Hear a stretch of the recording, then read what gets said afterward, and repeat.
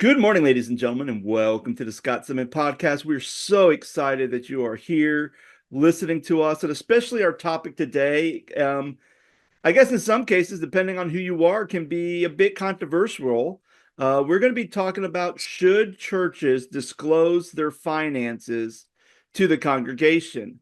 Um, Now, I know that may be a weird topic. Maybe you're at a church that, oh, yeah, we know exactly like what our church budget is, what's being spent on. But there's other churches that they don't disclose that information, where people give money to the church and they know that, hey, programs and the lights and the utilities and the staff are all being paid, but they don't really know like how the budget's broken down, how much money's in the bank account. Like they don't know anything about the church finances.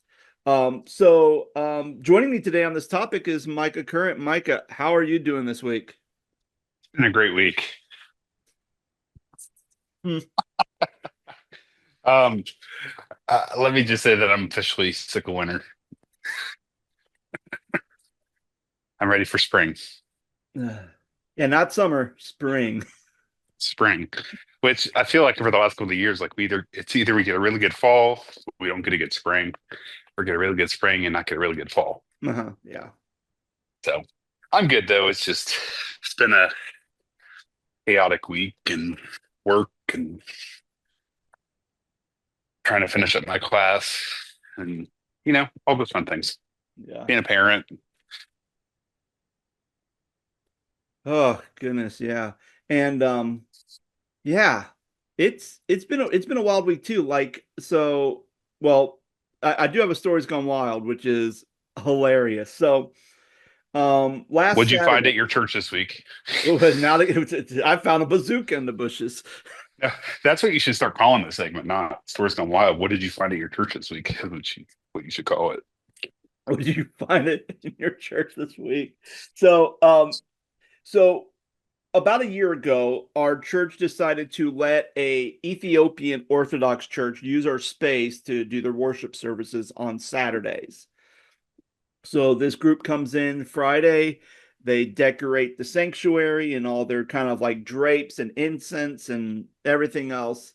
And then they have services from 6 a.m. to about 10 p.m. They have a 4 hour service. And then they don't eat during that time. So during the whole entire time, they do not eat until after the end of service, and then they eat. So it's different. Um, so one of the things that they did is they had their epiphany because their calendars they follow a different like liturgical calendar than we do. So their epiphany was this past week, and the father, the priest of the group, doesn't really speak very well English. So sometimes he's talking to my pastor, trying to arrange things and blah, blah, blah. It's like, okay. So they are going to have this big special thing happening on Sunday. So she's like, okay, yeah, I mean, we have like a group, we have like our youth musical is going to be doing stuff in there, but you guys are fine. They're like, okay.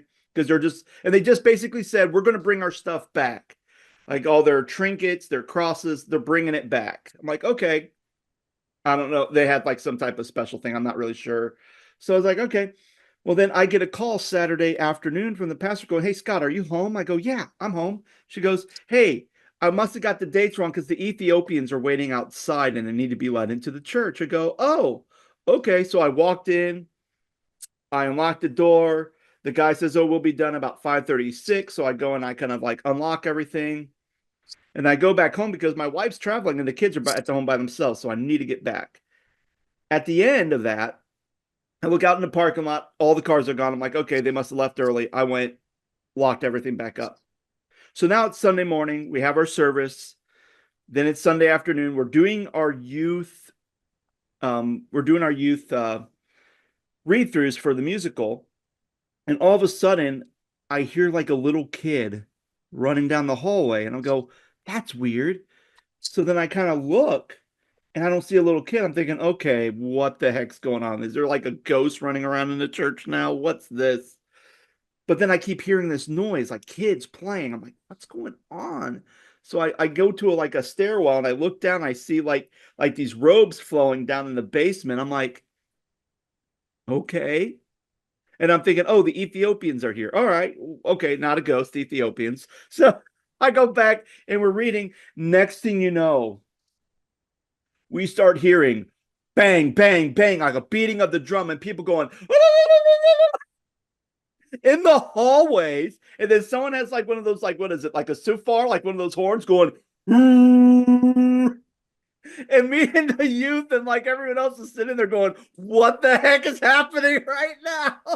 So I kind of peek my head, and here's the Ethiopians, like with their trinkets and their relics, marching down the hallway, singing, jumping up and down, banging the drum, playing the horn. Like,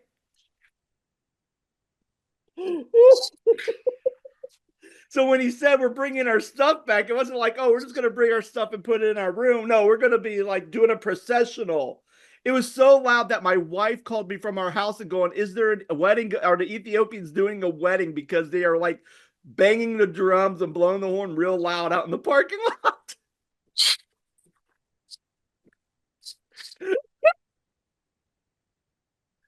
So we stopped reading our script and we just like stood out in the hallway and just watched them do this processional because it's very fascinating. You're like, what in the world is going on? It's like, oh, the second coming of Christ is here. The rapture. The rapture, the trumpet sounds, the wailing. It is time. So yeah, that was it definitely was a wild week, man. Oh Two questions to follow up your story. yes. One, do you document these stories like other than us recording them? Do you write these down somewhere or No, everything's just recorded. I mean, occasionally I might like write something to remember for this podcast, but I don't really like write any of these stories down. okay? And then two, do you ever tell Pastor Colleen, if she's listening to this right now? Well, not right now, but when she does listen to this, or if she does listen to this, do you ever go to her and be like, "Does this stuff happen before I came here?" Well, the thing is I think this stuff is happening when she's come here too, so we're both kind of experiencing it in Firsthand. tandem. I don't think she's ever been like, oh yeah, my last church I worked at in up in like right by Ohio State University, there's guns in the bushes all the time. Oh yeah, people pooping in the front yard of the church. That happens all the time down in like right from because we lived across from OSU campus. Did she ask you if this stuff's happened in Virginia or other places? No, but weirder things have happened in Virginia, but it's not necessarily with the church or church things. It usually was just like usually would just be like community stuff with other pastors or other churches. I go, that's a little weird, but okay. Not Ethiopians run up and down the halls doing a processional in the middle of the church. That's right. And frankly, I don't think I'll ever see that in Virginia because, well, I don't want to say it, but they might misclassify the Ethiopians with another type of group and then get very angry about it. Well, there's that. There is that. Oh, goodness. So, jumping in our story today, we're going to talk about church finances and should churches disclose church finances. Um, so Micah, just to start it off, like in your experience of being a pastor's kid, working at different churches, going to a different church, like, do they disclose? How often do you see? I guess a percentage, maybe if you could think of a percentage, like how many of those churches that you've been a part of over your years have ever disclosed their financial information? So yeah, so I was thinking about this before we recorded, and I was wondering, like by disclose, do you mean like how how um how much information are you looking for when you ask about Well, disclose? I think, is there a way? I think, is there clear communication or a clear way where people, like a regular congregant, can Hmm. actually see the budget and kind of know how things are broken down, etc. Like, or Okay, or like when they like have, if they have, if you have a church that has like an annual business meeting, you right. know, I mean, that's usually when it's disclosed. So, is it disclosed at the annual business meeting, or is it more talking about, hey, we have this, we have that, we have this project we need to do. We want to make this bylaw change, but they never really talk about the budget. Like that's kind of where I'm looking. Like anything, all of the above. Like Gotcha. disclosing means that as a regular parishioner, there is some way, or at least I know of some way where I can access and see the church financial report. Well, the reason I asked that, Scott, is a couple of things. One, I've been in situations where um, they give you some information, but not all the information, right? Like in most churches that I've worked at, we've had annual business meetings. I feel like that's like a Church of God proper thing, Yeah. annual business meetings. Most churches have some sort of meeting where they let folks know how, things are going financially. Um, I would also say that, the bigger the church, the harder that is to kind of convey. And it depends on your bylaws, right? Because like if you're a church that has, bylaws, and I remember this from being a kid and even, some of the Church of Gods that I've worked for over the years, you have to meet a quorum, meaning that you have to have so many people there in order to vote on a budget and or to even have the meeting, period. So I don't know if you've had the same experience, um, but it's it's interesting because I've also seen churches that are like super forward and open with their finances, especially like mega churches, Mm-hmm. because you know that's a lot of people and it's a lot of money, and you kind of want to know where it's going. And so, um, especially in respect to like, I don't know, it kind of gets in the weeds, right? With the idea of being a nonprofit and um, where are we sending our money, and are we truly sending our money to missions? Like, and then the question of staff salaries and you know how much does this pastor make versus that pastor, and why does this person make that much money, and why are we spending this much money on that? And I don't know. I've seen it done a number of ways. Yeah. Yeah. And I mean, what's been your experience? my experience is so, I mean, here's the thing. I think a couple things.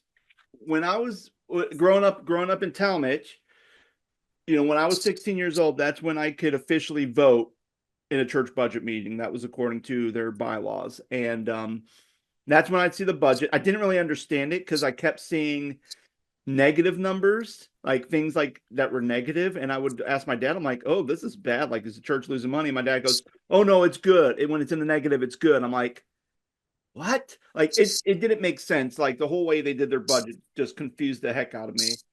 But so, but I said budget, but then of course over at the bottom line it was in the positive, which I thought that was good, but my dad's like, oh no, that's bad. Like, ooh. So, but I was able to see every line and from like, okay, how much was the secretary paying for stamps? Like, how much was the church paying for postage?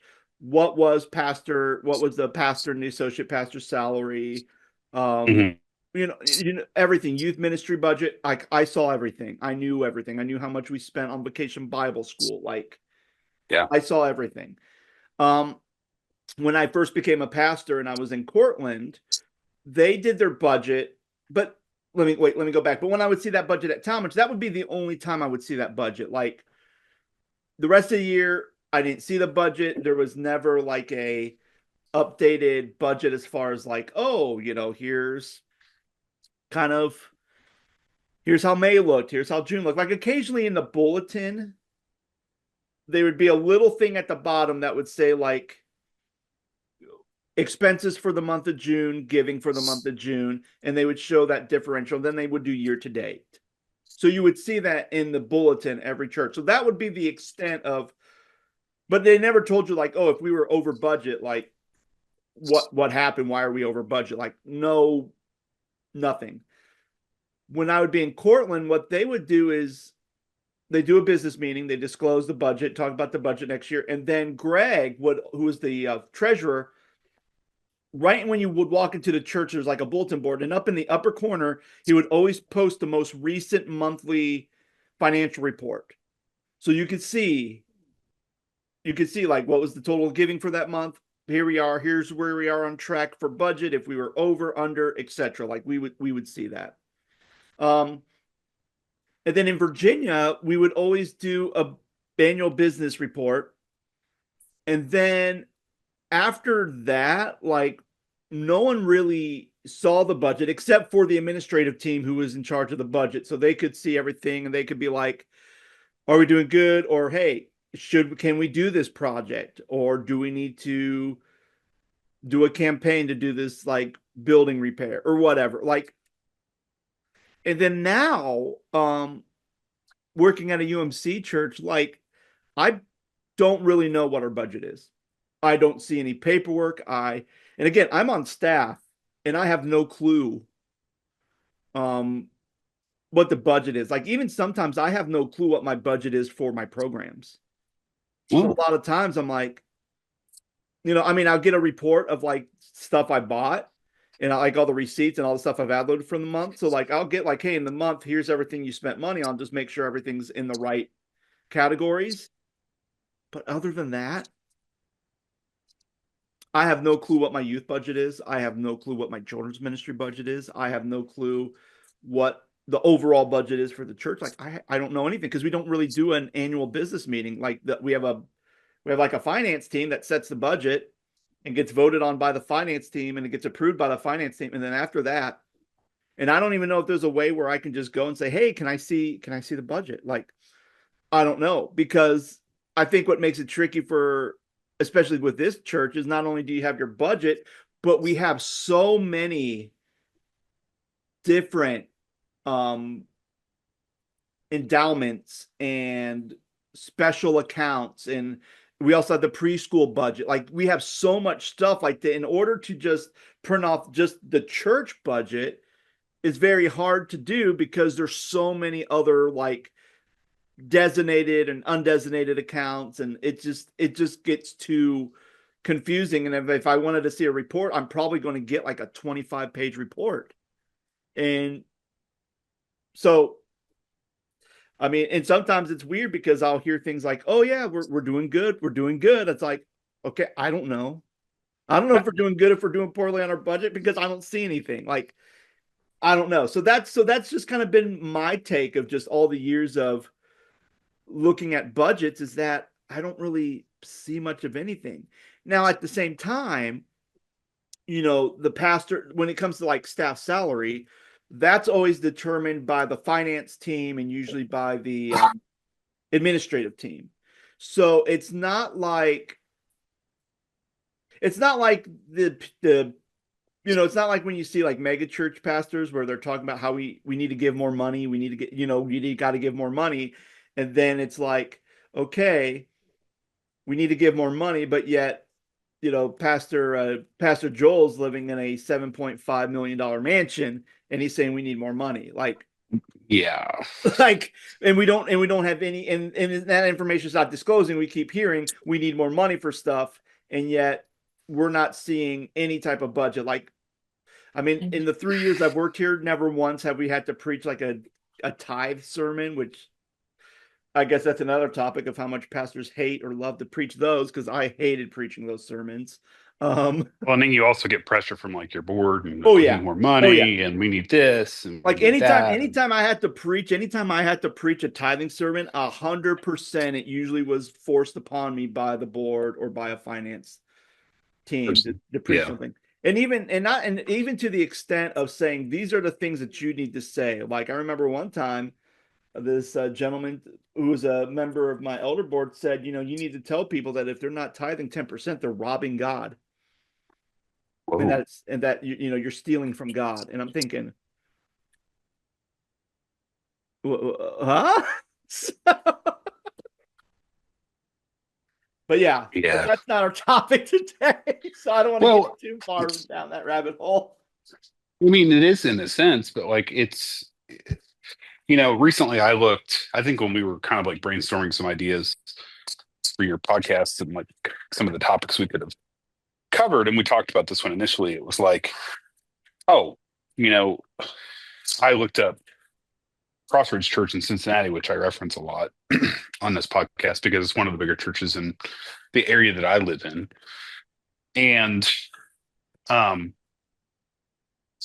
one of the things that I don't want to say that it bothers me, Mm-hmm. but at least they're transparent. But like the senior pastor like gets they put a video together, and because it's such a big church, you're never going to be able to navigate um everybody seeing that information.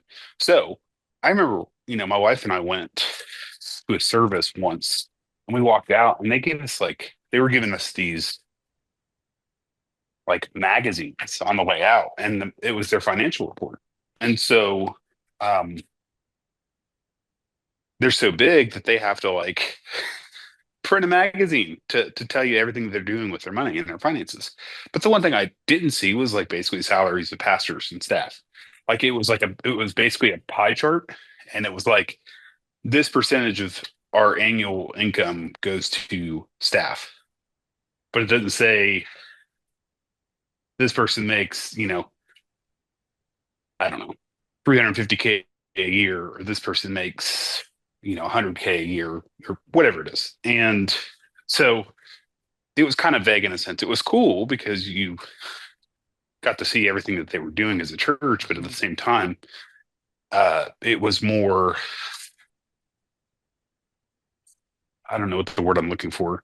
It was more like minuscule, right? Mm. Like it was more of a, all right, here's what we're doing for the kingdom, which is great.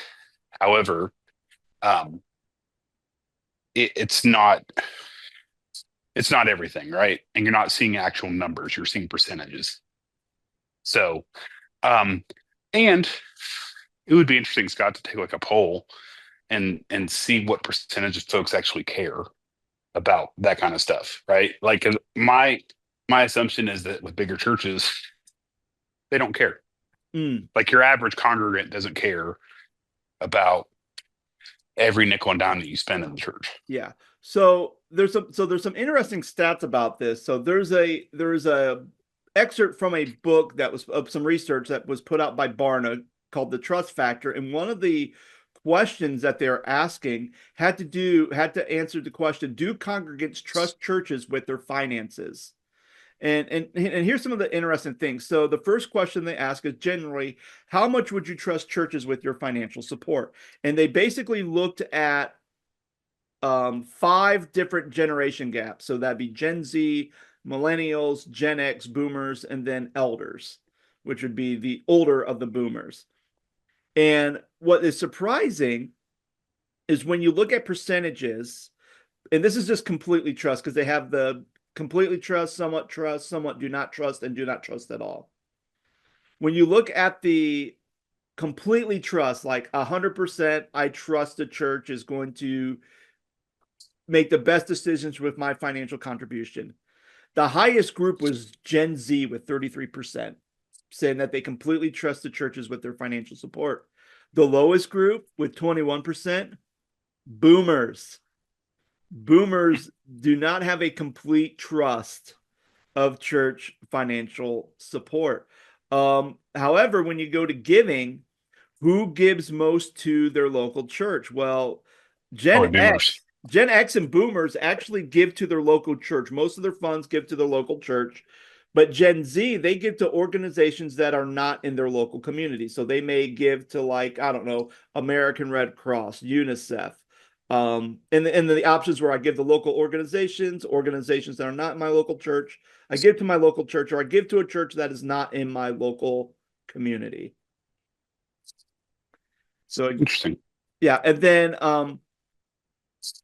here's it. Christians of so they go, do you believe churches have obligations to givers for their offering gift donation? How important are each of these obligations? So this is again asking them like, how do you feel if you could say one thing to your pastor or to your financial team on how to use your money, what would be the categories? And here were the categories: to use it wisely, to use it effectively, to be cleared about how it was used, to use it as the giver intended or indicated, to use it responsibly, or to maintain low overhead cost.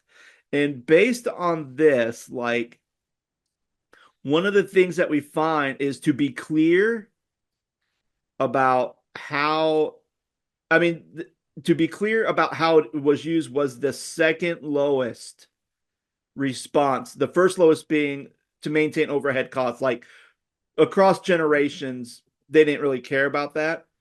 Mhm. But, hey, are you going to be clear? Are you going to communicate clearly how this money's being used? Like that was the second least important thing. The most important thing was to use it wisely and to use it responsibly and to use it effectively.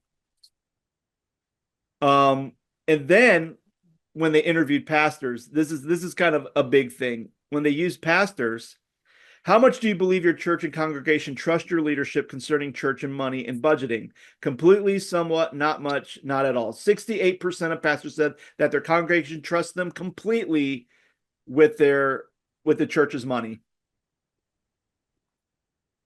and then the second and then the second thing of following commitments that churchgoers may feel about the financial support, and which of them do you believe is the most important? They asked pastors this instead of congregations. The same one where be clear on how it was used. 48% of pastors said to use it wisely. 1% wrote to maintain low overhead costs, but only 10% of pastors mentioned, oh, I believe that my church wants me to be cleared on how it's used. So based on these statistics, and this report was July 23rd of 2024, not even a year old yet, this research. And already you kind of see this thing that congregants don't really care about communication of their church's finances. And even pastors believe, as long as I'm using it wisely, I don't really need to clearly communicate that with my congregation. As long as we're being good stewards and using it wisely, that's good enough. Um, yeah, I find that very fascinating. What are your thoughts on the statistics? I'm not surprised. Um, I would say that, well, first of all, I'm not surprised because, the groups that you mentioned. But at the same time, I'm also like, people were skeptical of what the church does with money. And I could see them giving to other things, like you said, the American Red Cross, because they may know where their money's going, right? And it comes full circle to the conversation that we're having. And it's like, well, what what are you doing with those finances? And how transparent are you being with your church? And so Mm. the Gen Z one surprised me more than I think the boomer thing surprised me, because I'm like, yeah, okay, boomer. Right? Like, because we're kind of stuck in the middle, and that's just not surprising. Uh, I I don't know if I don't know if I think I have an opposite take on that. I, Really?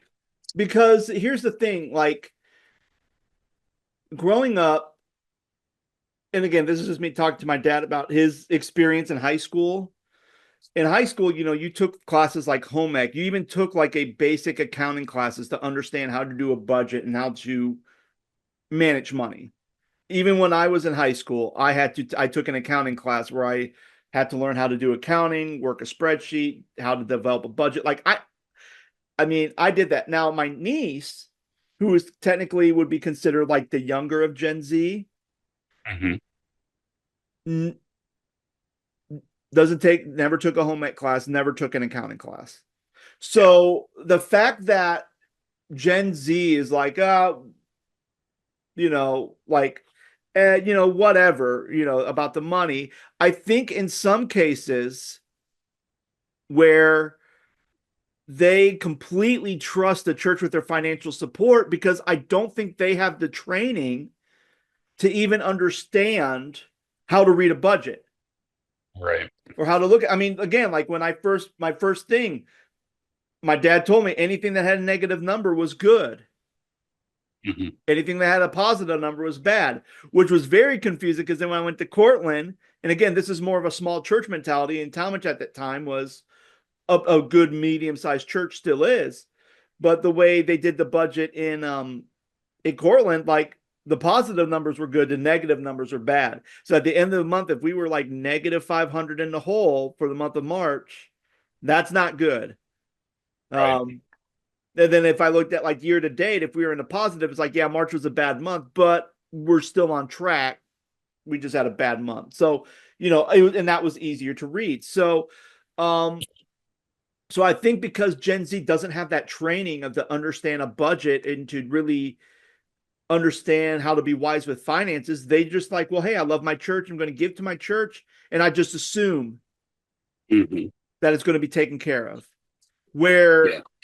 And again, this is long the days of me sitting in a budget meeting, right? And I still remember this topic. I still remember this meeting very clear as day is we're going through the budget. And again, mostly it's like older people there. And I can remember one guy who was a union rep. Like that was his job. He was like a teamster. He nickel and dime that budget. He asked questions about every single line item. So then the one thing he was not happy about was that we did a cut to what we were given to missions. Now, remind you, missions, we did, what was it called? I don't know. There was a specific name where actually people, instead of the church actually having a line item budget for missions, Hmm. basically the church did a pledge. They did like a faith pledge of how much they want to give the missions. And basically, if everyone says, I'm going to give this much, they say, okay, here's how much the church should be giving the missions. We're going to be giving $20,000 to missions. And that was just extra on top of the tithe. And that was, but I mean, we would still keep in the budget so people knew how to keep track. But so the fact that that budget was less wasn't a cost cutting thing for the church. It was just people weren't giving to it as much. Hmm. But because of that, this guy saw how much the pastors were making and wanted to cut drastically the pastor's salary. And I can remember one lady said, "Well, hey, how can we give money to missions and give to these overseas missions when we can't even take care of the tree that's giving the fruit to missions?" Hmm. And that made sense, but at least this guy, his thing was like, well, if we give the missions, then that's going to overflow into fruit because we're actually giving to present the gospel to third world countries that God's going to bless us and we're going to blah blah blah blah blah. And I just remember sitting there, I'm like, well, that doesn't make sense. Like it doesn't so I just remember that being a very dragged out thing about. And again, this was the same guy, or this is the same family. Every year they were always wanting to cut the pastor's budget because they felt the pastor made too much money. And I think at that time Pastor John was there maybe like 8 years, and he was only getting paid, I think he was getting paid $68,000, which you know it's a good salary, especially back in the 90s. It's a very good salary, but again, no health benefits, no. At this point, church didn't have Insurance, a health anything. plan or anything. So, but his wife was a nutritionist, so of course, he got all his health stuff from his wife because she worked at a hospital. But yeah, I mean, but it's stuff like that where I think that's one of the reasons why I think sometimes pastors and churches don't really disclose the church finances because one of the things you have to report is how much is the pastor making. Right. And the last thing you want to see is people see that and go, oh, okay, well, pastor's making $35,000 a year, but we only have a $500 budget for VBS. Why don't we cut 1,000 off pastor's salary so we can have a $1,500 budget for VBS? Yeah. And I think that's kind of why, or especially I think that's kind of why maybe bigger churches don't want to do it because it's like, oh, hey, here's our youth. Especially if you have like a lot of turnaround on staff, with like your youth, children's pastors, maybe your auxiliary staff, custodian, video team, worship. And then you're looking and going, oh, hey, our worship leader is only making $20,000 a year, and yet Pastor Robert's making $5 million a year. Can we cut Pastor Robert's salary a little bit to actually make sure we have a longevity with our worship team and not pay our worship leader $20,000 a year? I mean, Been there, done that. so I mean, I think in the end, if you're listening to this and you are a member of a church that doesn't disclose their budget, and maybe you're curious, I would say here's the great litmus test of how do you know if you have a church that may be using your finances responsibly, right? Figure out, ask the pastor, ask like the secretary, even ask the treasurer, hey, is there a way that I can see the budget? And if they say, oh yeah, sure, we can email it to you, we can print it off, we can do that. If you would like to look at it, yeah, we can do that. And if the church is willing and open to do that, I would say you have a pretty good congregation. Like they may not have it posted like in the hallway like Cortland did, but if you ask and they said, yes, we can give that to you, then I don't think there's a problem.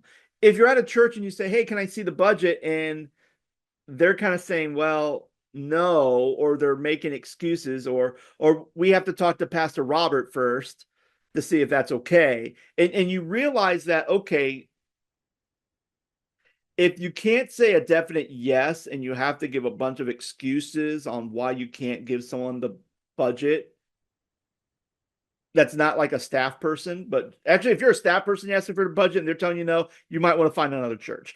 But if you're a congregant and you're kind of being a little wishy-washy about it, then I would really reconsider on why you are giving to a church like that in the first place. Because if you're giving, because here's the thing, if I'm giving money to something and I'm being told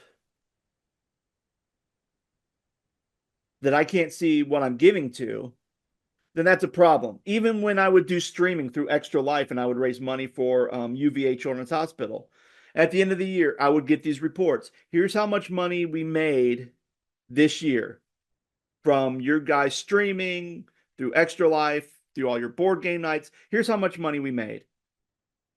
And then they would break it down. Here's kind of our overhead costs. Like here's how we pay our staff and keep our website updated. And then here's the big chunk of everything that went to Children's Miracle Network's hospital.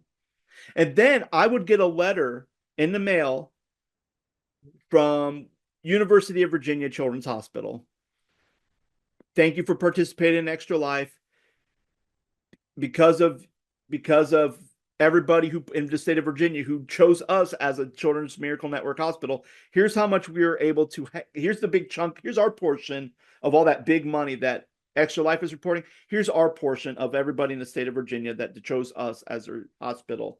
And then, they say, so thank you for helping us with raising, $25,000 to, help do research and help kids and their families when they're going through cancer battles and everything else. Like, so I always got reports. I may not get down to the nitty gritty of all the details and some things, but at least I always know all my hard work, all my effort, all my fundraising. Here's the fruit of that labor. Here's the report of everything you've done. Congratulations. So if a nonprofit organization can give me a report of their overheads, everything else, and blah, blah, blah, but your local church cannot, then I think that's a problem. And again, churches don't have to give you, I don't think churches need to give you the nitty gritty. They could say, okay, yeah. I mean, even if they say, yeah, here's our budget, here's how much is staff salaries, and you just have a big lump line item for staff salaries, and it's like $400,000, and you have 5 staff, then you can go, okay, at least I see it. I don't have to know how much this senior pastor make, how much does associate pastor make, how much does children's pastor make. At least they disclose something, right? But I think when a church says, we're not going to disclose that, or well, let me check and see if we could, and they never get back to you, then I would really start to think, why am I giving to an organization that's not going to disclose their earnings or their financial reports? And that's just my opinion.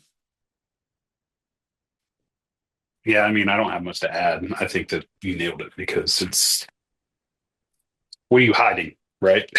Yeah. I'm trying to be funny or smart when I say that, but it's like, if you can't share, the information, then why would people even trust you to give to you? So, Yeah. yeah, it's not my favorite thing to talk about, but you're right. I know. All right, friends. Well, thank you so much for listening. Hopefully this episode had been helpful. Hopefully it's giving you some insight as far as you navigating your own relationship with your giving to your church. And maybe if you have a story or something that you would like to share, maybe you're someone who goes, yeah, maybe you're a pastor or a parishioner and you're saying, yes, I believe all churches should reveal their financial reports. We want to hear those. We want to hear those reasons why. If you're someone who's like, absolutely not, that's a bad idea, I want to hear those reasons too. Again, Scott Stedman Podcast, we are a community of great thinkers and ideas. So we want to hear your thoughts as well. And you can leave those thoughts at our website, thescottstedman.com, or you can just leave it in the comment section of wherever you're listening to this podcast, and we'll get back to you. But friends, thank you so much for listening. I hope you have a wonderful rest of your week, and we'll be back on next week with another episode. Take care. Thank you for listening to the Scott Stedman Podcast.